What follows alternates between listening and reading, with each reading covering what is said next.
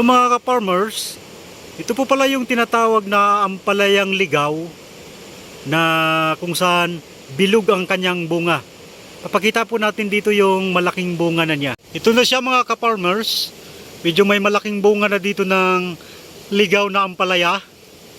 Ganito na siya, medyo masarap ito kasi mapait, masarap ito iluto sa yung may halo na itlog, ay pagkasarap-sarap nito.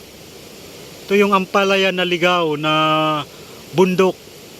Yan ang kainaman mga ka-farmers kasi kapag nagkakaingin ka, unang kaingin, pag may tutubo, mga ganito, mga ligaw na ampalaya ang tutubo mga ka-farmers. So ganito kagandang mga tanawin dito sa tapat ng aking munting garden. Maulan doon sa may kabilang bukid, sa kabilang kabundukan.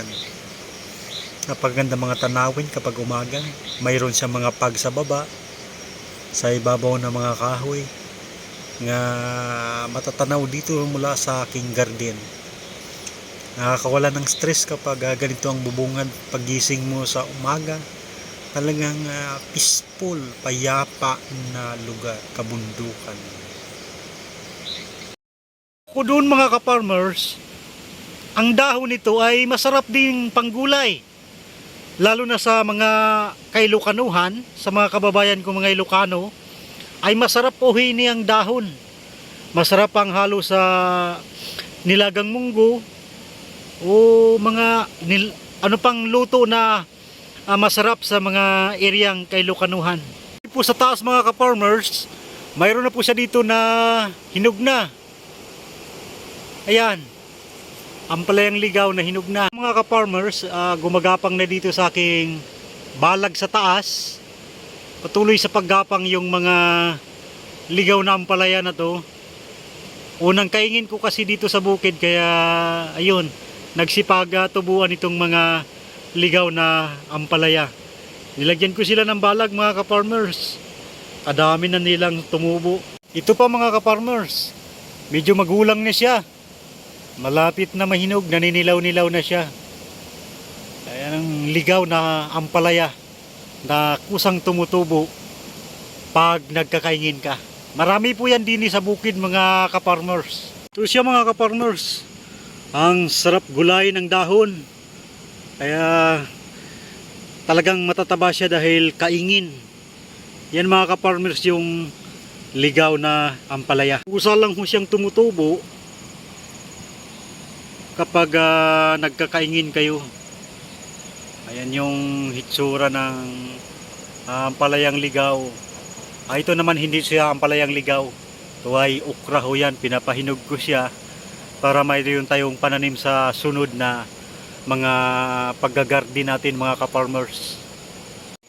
Ito po yung aking munting garden dito mga ka-farmers. Sitwasyon o lagay ng panahon dito sa aking munting garden ngayon ay maulap pa, may mga kunting pag-ambon pa, medyo masama pang lagay ng ating panahon mga ka-farmers. Ito po ditong ligaw na ampalaya pa sa taas. Ayan ho, yun, nakikita naman natin.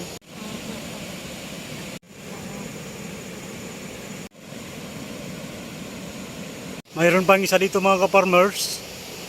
Ito yung tinatawag na ampalayang ligaw. Marami palang bunga siya mga ka-farmers. Nagulat ako dito sa aking munting garden dahil kusa lang silang tumutubo. Nagulat ako nung una, akala ko yung ampalaya talaga na mahahaba. Pero nung nagbungahan, ito yung kinalabasan. Mga bilog. Pwede siyang iihaw lang mga ka-farmers. Tapos isaw-saw mo siya sa tuyo ay ulam na siya mga ka-farmers.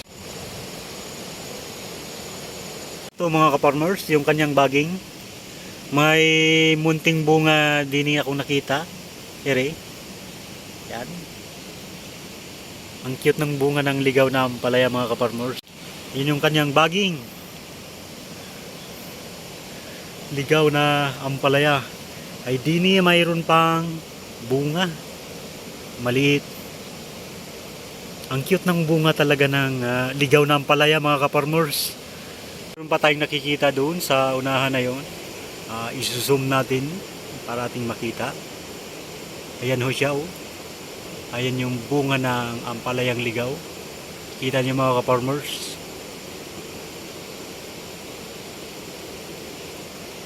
Ang cute tingnan ng mga ligaw na ampalaya mga ka-farmers. Marami pa po siya. Doon sa taas, ayun, ang kapal na ng ating mga ligaw na ampalaya mga ka-farmers. Kadami hong mga ligaw na ampalaya din sa aking munting garden. Kaya inam tingnan kapag ganito ng uri ng mga ampalaya mga ka-farmers. Dini sa kabila ay may napapansin din akong bunga. Dini siya. Ay ang cute ng bunga. Kaya inam pagmasdan ng ganitong uri ng ampalaya. O ayan ho siya mga ka-farmers. Ampalayang ligaw.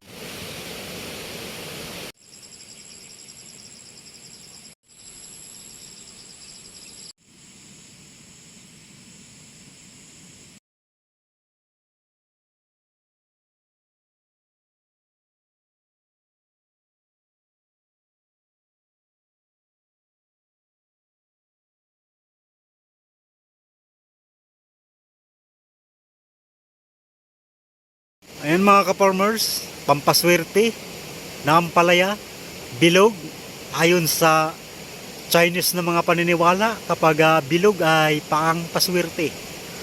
Pangpaswerte talaga itong ampalaya na to dahil usa lang itong tumutubo sa mga bukid, sa mga kaingin kapag nasunog. Ang kainaman nito ay ito yung pinakamapait sa lahat ng uri ng ampalaya. Talagang maramdaman mo yung pait. Pero ang kainaman nito, lagi kong nakikita sa mga napupuntahan ko na mga kababayan nating Ilocano, ay yung dahon nito ay talagang nilalagay nila sa nilaga o niluto na munggo mga ka-farmers. Kasarap nito. Yan lang ho mga ka-farmers, sana ay suportahan niyo itong aking munting YouTube channel.